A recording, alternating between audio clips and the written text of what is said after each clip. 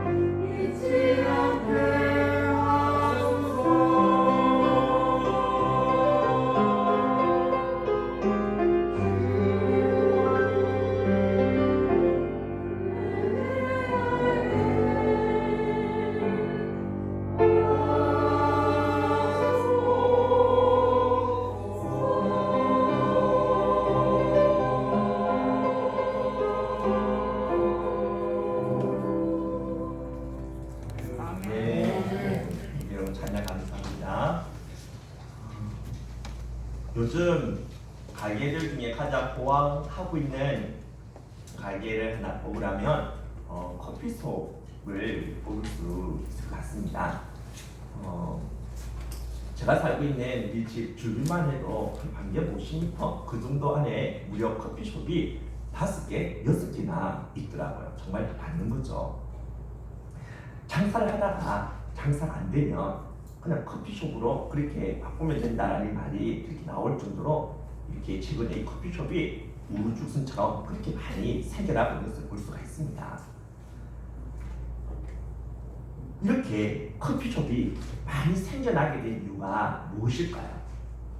당연히 커피를 좋아하는 사람들이 많이 생겨났기 때문이라 그렇게 볼 수가 있겠죠. 그런데 단지 이렇게 커피를 좋아하고 그냥 즐기는 사람들이 많이 생겨났기 때문에 이렇게 커피숍이 많아졌다면 그럼 그 사람들은 그냥 커피숍에서 자신이 커피 한 잔 주문하고 그것을 그냥 테이크아웃해서 가면 됩니다. 그런데 그렇게 하지 아니하고 커피 한 잔 주문해 놓고는 그 커피숍 안에서 30분, 1시간 이상 그렇게 앉아있는 사람들을 볼 수 있다는 것이죠. 이것은 바쁘고 분주한 일상 속에서라도 커피 한 잔의 여유를 가지고자 하는 그런 마음을 드러내 보여주고 있는 것 아니겠습니까?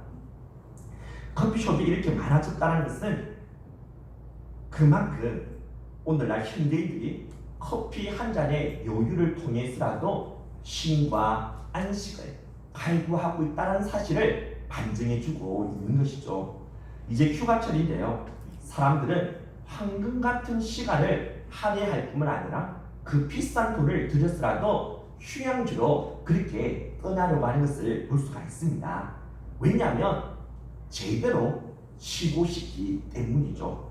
근데 문제는 비싼 돈을 들여 육체와 마음을 힐링할 수 있는 그러한 곳으로 여행을 떠나도 그리고 커피숍에서 1시간, 2시간 그렇게 앉아 있어도 진짜 쉬는 것 같지가 않다라는 겁니다. 뭔가 2% 부족함을 느낀다라는 것이죠. 놀고 즐기고 쉬는데도 왠지 마음 한편에는 할 수 없는 그런 불안함이 가시지 않습니다. 어떨 때는 놀고 쉬는 것이 더 피곤하기만 하다는 것이죠. 그 이유가 무엇일까요? 금세기 최고의 미래학자라고 볼 수 있는 터플러가 미래 충격이라는 그의 저서에서 앞으로 이 사회는 산업사회에서부터 초산업사회로 전환되어질 것이다 라고 그렇게 말했습니다. 이 초산업사회의 주된 특징은 속도와 변화입니다. 엄청난 속도로 쏟아져 나오는 새로운 기술과 이런 지식으로 인해 이 사회는 급속하게 변화되어지는데 사람들은 이러한 변화의 속도를 제대로 따라가지 못해 도태되어지는 것이 아닌가라는 이런 불안과 두려움을 갖게 된다는 것이죠. 그가 이 말을 40여 년 전에 했는데 그의 이런 예견대로 그대로 되지 않았습니까? 사실 처음 이렇게 우리가 스마트폰이 출시되어졌을 때 이 아날로그 방식이만 길들여져 있을 때 이런 우리 어른들은요 이 첨단 기술과 기능으로 구성되어 있는 이 폰을 어떻게 사용해야 할지 몰라서 당황하지 않았습니까? 앞으로 이런 디지털 문명에 어떻게 적응해 나갈지 불안해했던 것이 사실이죠. 지금도 하루가 멀다고 엄청난 양의 기술과 지식이 쏟아져 나오는데 사실 두렵지 않습니까? 이런 급속한 변화에 제대로 적응하지 못해서 정말 시대에 뒤떨어지는 그런 인간이 되는 것이 아닌가 하는 이런 불안한 마음 우리 현대인들에게 있음을 볼 수가 있는 것이죠. 또한 이 사회가 초산업 사회로 전환되면서 너무나 복잡하고 또한 다중적인 그런 사회가 되고 말았습니다. 이러한 사회 속에서 살아가는 우리들은 이제 단 한 가지 어떤 일이나 업무만 하는 게 아니라 여러 가지 그러한 일과 업무를 강요당하게 되어진다는 것이죠. 이 강요된 일을 제대로 감당하지 못하는 것으로 인한 그러한 불안, 두려움을 갖게 된다는 것입니다. 그래서 하루나 이틀을 쉬어도 쉬는 것 같지가 않다는 것이죠. 왜냐하면 우리 머릿속에는 항상 내가 해야 하는 일들, 이런 업무들이 떠나지 않고 항상 나를 무겁게 짓누르고 있기 때문입니다. 우리가 살아가는 이 복잡한 사회에서는 우리가 이렇게 해야만 하는 여러 가지 이런 일들, 이런 업무들로 인한 스트레스와 불안에서 벗어날 수가 없기에 우리들은 일주일에 하루, 이틀, 아니 그 이상을 쉬어도 진정 쉼과 안식을 누리지를 못한다는 것이죠. 그렇다면 단지 복잡한 사회 구조와 같이 이런 환경적이고 사회적인 이런 요인 때문에 우리가 하루나 이틀을 쉬어도 진정 쉼과 평안을 누리지 못하는 것일까요? 아닙니다. 사회적인 변화가 더디거나 거의 없었던 시대, 지금처럼 이 사회 구조가 복잡하지도 않고 단순해서 그다지 일에 쫓기며 살지 않았던 그런 시대에 살았던 사람들도 불안했습니다. 진정 쉼과 안식 그들도 제대로 누리지 못했다라는 것이죠. 지금으로부터 6,000년 전, 곧 주전 4,000년 무렵에 살았던 사람들이 최초로 이 쐐기 문자로 글을 새겨놓은 그런 석판이 발견되어졌습니다. 그때 당시 사람들은 수렵과 채집 생활을 하면서 아주 단조롭고 또 단순하게 살아가지 않았겠습니까? 지금보다는 훨씬 더 여유가 있었겠죠. 그런데 그들이 남긴 그 석판의 내용을 보면 그들이 우리가 생각하는 것처럼 이렇게 쉼, 평안함과는 거리가 먼 삶을 살았다는 사실을 볼 수가 있습니다. 그 시대 사람들도 오늘 우리들처럼 불안과 두려움에 휩싸여 살았다는 것이죠. 고대 그리스 로마 사회를 봐도 그렇습니다. 복잡한 산업 사회와는 거리가 먼 그 시대 사람들도 안식과는 거리가 멀었습니다. 그들이 얼마나 불안에 떨며 살았으면 의사들이 처방전으로 제시해 준 것이 무엇이냐니까 술과 악행이라고 합니다. 다른 걸로는 이런 마음에 있는 불안함 이것을 잠재울 수가 없기 때문에 의사들이 마약을 처방전으로 그렇게 내려 주었다는 것이죠. 인류가 시작된 이래 불안과 두려움 없이 살던 시대는 없었습니다. 우리가 쉼과 안식을 제대로 누리지 못하는 원인을 단지 사회적이고 환경적인 그런 요인 탓으로 돌릴 수는 없다라는 것이죠. 어떤 사람들은 자신이 가진 꿈 이것을 이루지 못했기 때문에 자신이 원하는 그 목표를 달성하지 못했기 때문에 그래서 미래에 대하여 불안해하며 두려워하며 사는 것이다. 그렇기 때문에 안식과의 거리가 먼 삶을 사는 것이다 라고 말을 합니다. 만약 자신이 원하는 목표를 달성하고 세상에서 나름대로 성공을 거두게 되면 그래서 자신을 하게 되면 이제 이런 불안과 두려움에서부터 벗어나서 쉼과 안식, 평안을 누릴 수가 있다라고 말하는 사람들도 볼 수가 있죠. 근데 과연 그럴까요? 여러분은 미국의 엘비스 프레슬리라는 전설적인 가수를 아마 잘 알고 있을 것입니다. 영국에 비틀즈가 있다면 미국에 이 엘비스 프레슬리가 있다라는 말이 있을 정도로 그는 정말 유명한 전설적인 그런 가수로 그렇게 다 알려진 인물이었죠. 그는 자신의 꿈을 이루었습니다. 자신이 원하는 목표 달성했습니다. 그는 자신의 그 분야에서 최고로 성공한 사람이 되었습니다. 그 결과 엄청난 부와 인기와 명성을 얻게 되어졌던 것이죠. 그렇다면 그가 이제 더 이상 오를 것이 없을 정도로 그렇게 인생의 최고의 그런 정점에 그가 서게 되어졌을 때 이제 그는 불안과 두려움 없이 평안함과 안락함을 누리며 진정 참된 안식을 그렇게 누리며 살아갔습니까? 아닙니다. 무엇을 보면 알 수 있냐면은 그가 이런 말을 했었죠. 자신에게 일주일만이라도 평온을 안겨다주는 사람이 있다면 나는 그에게 100만 불을 주겠다. 여러분 100만 불을 주는 것도 아깝지 않다는 것입니다. 자신에게 정말 일주일만이라도 평온함을 안겨다주는 사람이 있다면 나는 내가 가지고 있는 걸 다 줘도 아깝지 않다라고 말할 정도라는 것이죠. 이 말은 그가 성공했고 자신의 목표 달성했고 세상의 그 모든 명예와 인기와 그런 재물을 다 거머쥐었어도 마음에 평안함이 없었다는 것입니다. 안식과는 거리가 먼 삶을 살았었다는 것이죠. 그렇다면 우리 인생들은 쉬는 것 정말 쉬워 보이는데도 왜 제대로 쉬지를 못하는 것일까요? 일주일에 하루 이틀 아니 그 이상을 쉬어도 온전한 안식과 평온을 누리지 못하는 이유는 어디에 있을까요? 어거스틴은 안식과 관련하여 다음과 같이 말했습니다. 당신은 당신을 위해 우리를 만드셨습니다. 그래서 우리의 마음은 당신 안에서 안식할 때까지 안식을 누리지 못합니다. 여기서 어거스틴이 말하고 있는 이 당신은 하나님입니다. 하나님은 하나님 자신을 위해서 우리 인간을 만드셨다라는 것이죠.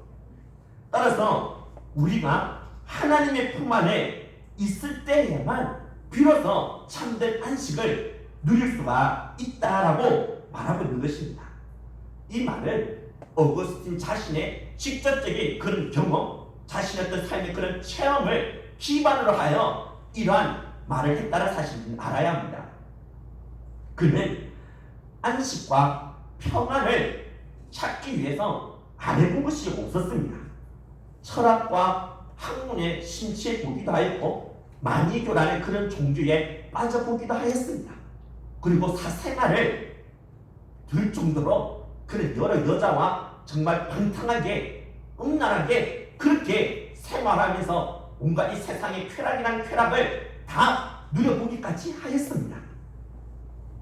그러나 그가 갈구했던 안식과 평안은 이런 것들을 통해서는 전혀 얻을 수가 없었다는 것이죠. 근데 그가 하나님을 인격적으로 만나고 난 뒤에 그 하나님의 품 안에 들어가게 되어졌을 때 비로소 이전에 그가 누려보지 못했던 진정한 평안과 쉼과 안식을 누릴 수가 있게 되었다는 것입니다. 그렇습니다. 하나님이 우리 인생의 생명의 근원이 되기에 하나님의 품 안에 우리가 있지 않는 이상 이 땅에 그 어떠한 것을 통해서도 참된 쉼과 안식을 우리 누릴 수가 없는 것입니다. 우리는 하나님의 그 낯선 품 안에서만 참된 쉼과 평안, 안식을 누리도록 그렇게 지음을 받았다라는 것이죠.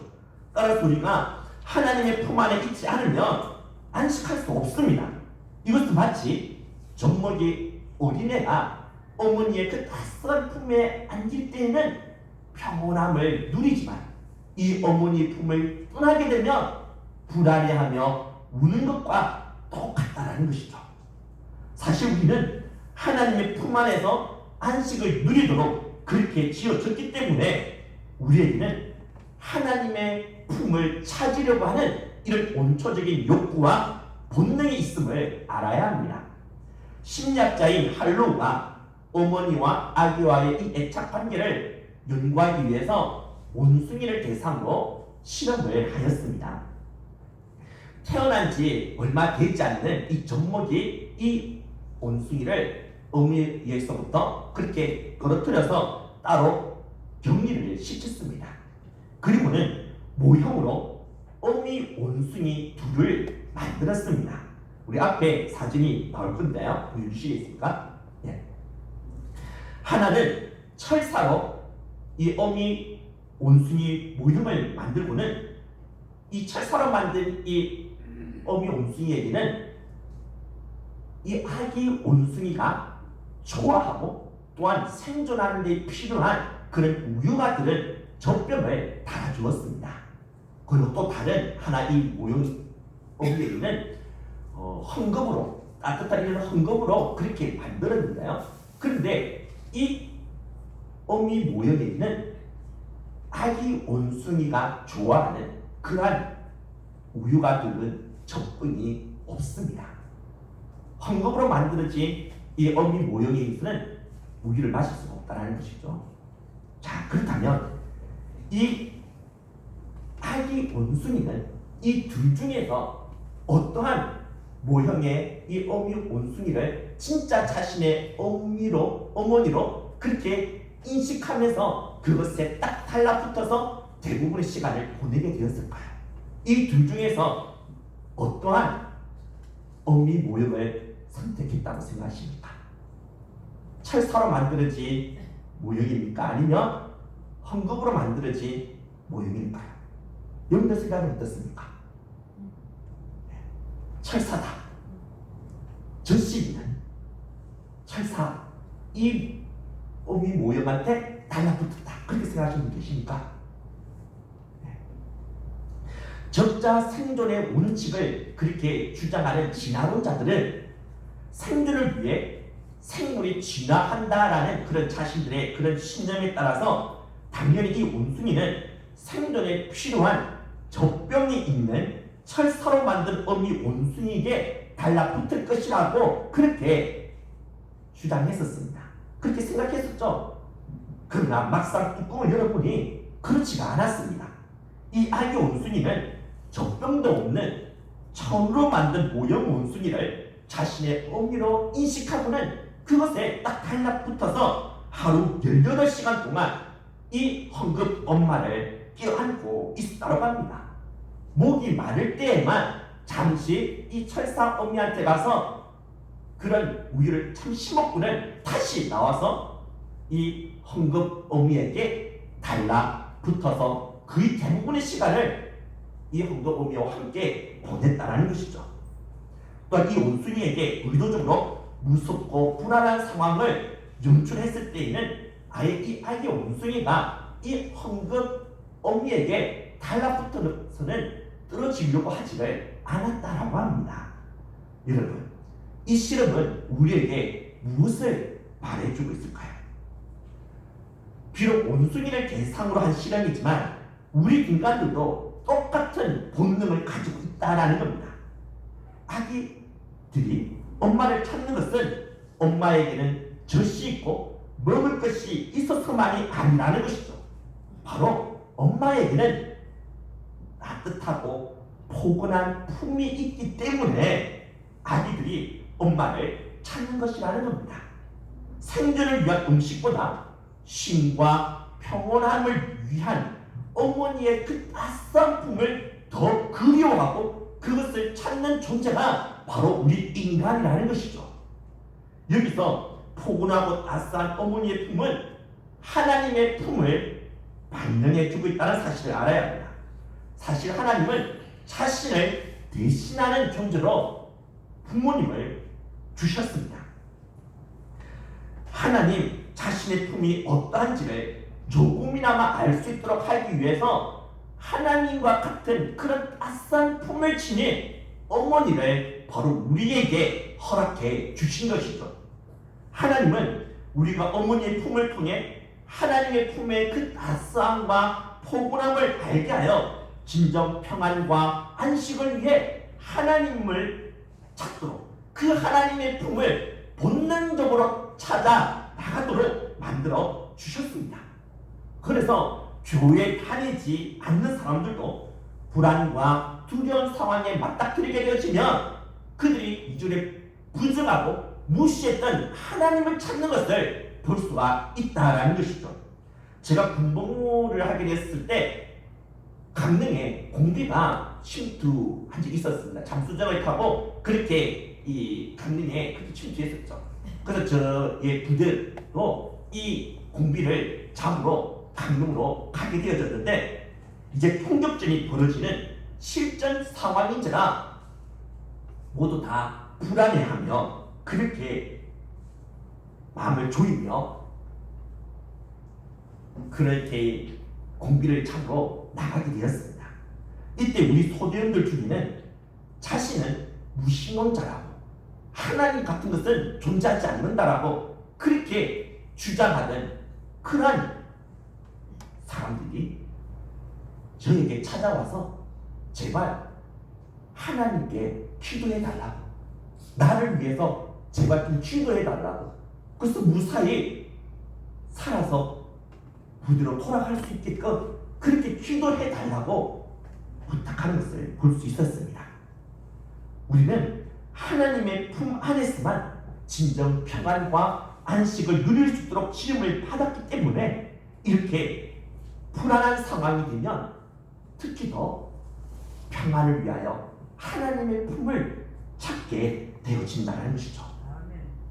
그런데 이것이 바로 우리 인간들이 가지고 있는 본능인데요. 이 본능이 차단당하고 가로막혀 있다는 것입니다. 곧 우리가 하나님의 품으로 나아가지 못하도록 우리를 통제하고 가로막고 있는 것이 있다는 것이죠. 여러분, 그것이 무엇일까요? 예, 그것이 바로 죄와 그리고 이 죄를 유발시키는 죄의 세력들, 사망의 세력, 사탄의 세력이라 말할 수가 있습니다. 이사야 59장 2절에서 이렇게 말씀하고 있는데요. 우리 같이 함께 읽도록 하겠습니다. 오직 너희 죄악이 너희와 너희 하나님 사이를 갈라놓았고 너희 죄가 그의 얼굴을 가리어서 너희에게서 듣지 않으시게 함이니라. 우리와 하나님 사이를 갈라놓은 것이 바로 죄악이라 그렇게 분명히 말씀해주고 있죠. 우리 안에 죄가 있는 한, 그리고 이 죄로 인해 죄의 세력인 어둠의 세력들에게 우리가 장악당하고 있는 한 우리는 이 본능이 통제되어질 수밖에 없다는 것입니다. 하나님께로 나아가려고 하는, 하나님의 품에 안기려고 하는 이런 우리의 이 본능이 억제당하고 통제당할 뿐만 아니라 실제로 이 죄로 말미암아 우리는 하나님께로 나아가고 싶어도 나아갈 수가 없게 되어진다는 것이죠. 그런데 여러분, 이 사실을 아십니까? 우리는 절대로 우리 안에 있는 이 죄의 문제를 해결할 수가 없으며 또한 우리를 사로잡고 있는 죄의 세력 절대로 결박할 수가 없습니다. 이 죄의 세력에서부터 결코 우리는 벗어날 수가 없다라는 것이죠. 우리는 불가능합니다. 그러나 하나님은 가능합니다.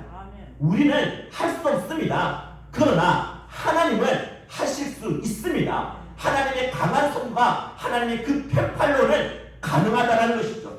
그리고 실제로 하나님은 이 일을 행하셨습니다. 다같이 우리 신명기 5장 15절 우리가 읽었던 말씀인데요. 다시 한 번 더 읽도록 하겠습니다. 너는 기억하라. 내가 애굽 땅에서 종이 되었더니 내 하나님 여호와가 강한 손과 편팔로 거기서 너를 인도하여 내었나니 그러므로 내 하나님 여호와가 내게 명령하여 안식일을 지키라 하느니라. 아멘. 이스라엘 백성들이 애굽 땅에서 종으로 속박되고 억압된 삶을 살아가게 되었을 때에는 그들은 결코 안식을 누릴 수가 없었습니다.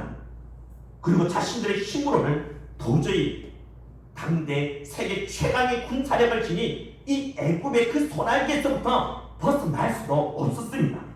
그러나 하나님은 하실 수가 있었습니다. 하나님은 강한 손과 편팔로 그들을 구해주셨습니다. 그 애굽의 압제에서부터, 애굽의 그 속박에서부터 건져주시고 그들에게 자유를 주셨다는 것이죠. 곧 하나님이 그들을 출애굽, 엑스더스를 시켜주신 것입니다.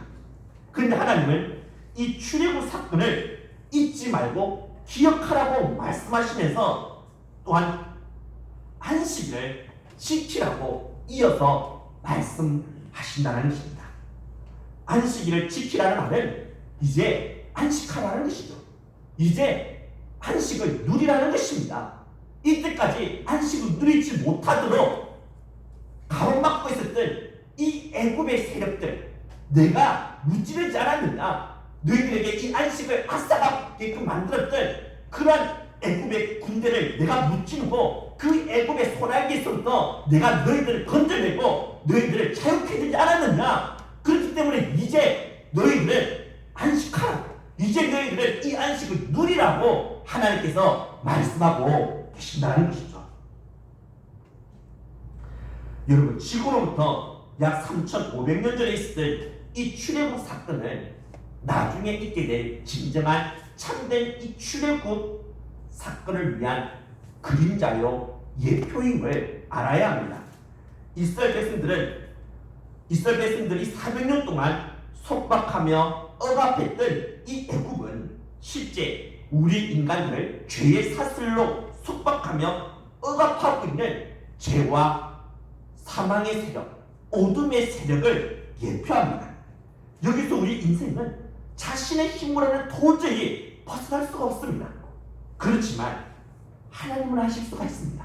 하나님은 강한 손과 편팔로 이 죄의 세력에서부터 우리를 건져내줄 수가 있다라는 것이죠. 하나님은 실제로 이를 완성하셨습니다. 하나님은 자신의 유일한 아들이신 예수 그리스도를 통해 우리를 이 죄와 사망의 세력으로부터 건져내주시고 자유케 주셨다는 것이죠. 곧 우리들이 진정한 출애굽, 이 엑소더스를 할 수 있도록 만들어 주셨다는 것입니다. 이 사실에 대해 로마서 8장 2절에서 분명히 말씀해 주고 있는데요. 우리 같이 함께 읽도록 하겠습니다. 이는 그리스도 예수 안에 있는 생명의 성령의 법이 죄와 사망의 법에서 너를 해방하였습니다. 죄와 사망의 법에서 해방해 주었다고 말씀하고 있습니다. 죄와 사망의 법, 여기서 이 법은 통치와 다스림을 의미합니다. 곧 죄와 사망의 통치, 죄와 사망의 그 다스림의 그 세계, 곧 애굽에서부터 우리들을 해방시켜 주셨다는 것이죠. 예수 그리스도를 통해서 하나님께서 이 일을 이미 이루어 주셨다는 것입니다. 하나님은 우리가 이렇게 출애굽하게 된 것을 기억하여 안식일을 지키라라고, 안식을 이제 누리라고 말씀하십니다. 그렇습니다. 이제 우리는 안식할 수 있게 되었습니다. 그리스도를 통해서 이제 우리는 하나님의 품에 안기지 못하도록 만든 이 죄와 사망의 세력들로부터 우리가 벗어나게 되어졌다는 것이죠. 그래서 이제 우리는 하나님의 따스한 품으로 달려갈 수가 있습니다. 그리고 그 품 안에서 진정한 쉼과 안식과 평안을 누릴 수가 있게 되어진 것이죠.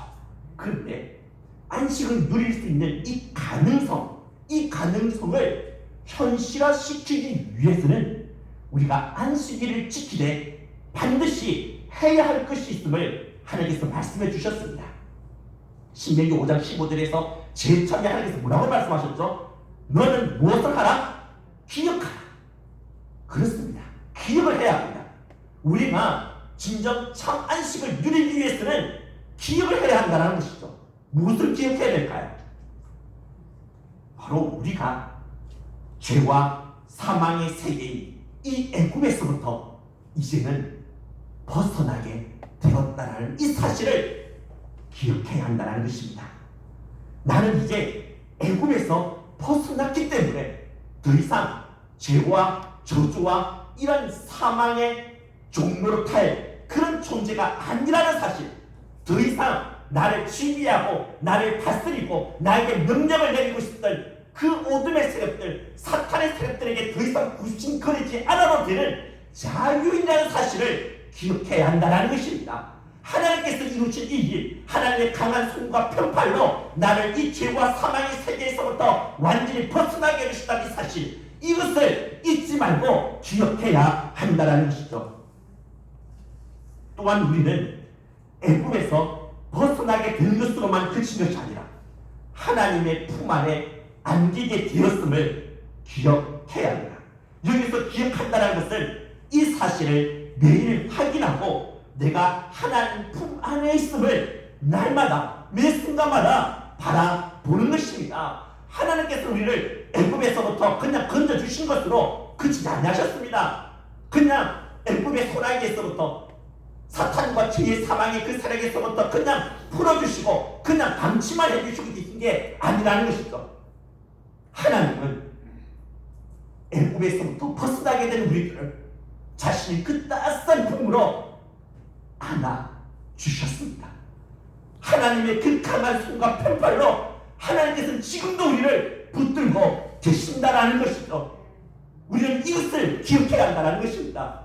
지금 내가 어디에 있는지, 내가 지금 누구 품에 안겨져 있는지, 지금 나를 감싸고 나를 품어주고 있는 그 하나님의 손이 어떤 손인지를 볼 수 있어야 한다는 것이죠. 하나님께서 우리를 안아주고 계십니다. 우리를 품어주고 계신다는 것이죠. 아무리 나를 불안하게 만들고 두렵게 만드는 그런 이 세상의 것들에 우리가 둘러싸여져 있고 애워싸여져 있다 할지라도 지금 나는 하나님의 품에 안겨져 있다는 사실, 하나님의 그 강한 손으로 나를 붙들고 계신다는 이 사실을 우리는 절대로 잊어서는 안 된다는 것입니다. 이것을 기억해야 한다는 것이죠. 나를 붙들고 있는 하나님의 그 강한 손은 절대로 나를 놓지 않으십니다. 믿으십니까? 두려워하지 말라. 내가 너와 함께합니다. 놀라지 말라. 나는 내 하나님이 됨이니라. 내가 너를 굳세게 하리라. 참으로 나를 도와주리라. 참으로 나의 의로운 오른손으로 나를 붙들리라. 하나님께서 약속하셨습니다. 여러분 이 약속의 말씀 믿으십니까? 지금 나를 두렵게 만들고 불안하게 만드는 것들이 분명 우리에게 있을 것입니다. 정말 우리가 어떻게 보면 폭풍 한가운데 거하며 살아가고 싶지는 모릅니다. 그러나 기억하십시오. 분명히 바라보십시오. 하나님의 그 강한 손이 지금 나를 붙들고 있다는 사실, 나는 지금 하나님의 품 안에 있다는 사실, 따라서 우리는 폭풍 속에서도 고요함과 평온함을 누릴 수 있는 주인공이라는 것입니다. 우리는 이미 그리스도를 통해 애굽에서 벗어나 하나님의 품 안에 안기게 되었습니다. 이것은 분명한 사실입니다. 그러나 우리가 이미 구원을 받았지만 아직 완전한 구원이 이루어지지 아니한 것처럼 이미 우리가 애굽에서부터 벗어나 하나님의 품에 안기게 되어졌지만 아직 완전히 안겨진 것은 아니라는 것이죠. Already but not yet. 이미 그러나 아직은 아니라는 이런 역설적인 긴장 관계 속에서 우리가 지금 살아가고 있는 것입니다. 이미 우리에게 안식이 주어졌지만 아직은 아닙니다. 완전한 안식은 아직 남아 있습니다. 그래서 히브리서 기자는 4장 9절에서 이렇게 말씀하셨죠. 그런즉 안식할 때가 하나님의 백성에게 남아 있도다. 우리에게 남아 있는 완전한 안식의 때를 바라봅시다. 하나님이 우리에게 안식일을 지키라고 말씀하신 이유는 하나님께서 과거에 우리를 위해 행하신 일이 무엇인지, 그 하나님의 강한 손과 편팔로 우리들을 죄와 사망에서부터 건져내시고 구원해 주신 것을 기억할 뿐만 아니라 앞으로 미래에 있게 되어질 일, 완전한 안식이 우리에게 주어질 그 날을 바라보게끔 하기 위하여 안식일을 지키라고 말씀하신 것입니다. 우리에게는 완전한 안식이 주어지게 될 그 날이 우리를 기다리고 있습니다.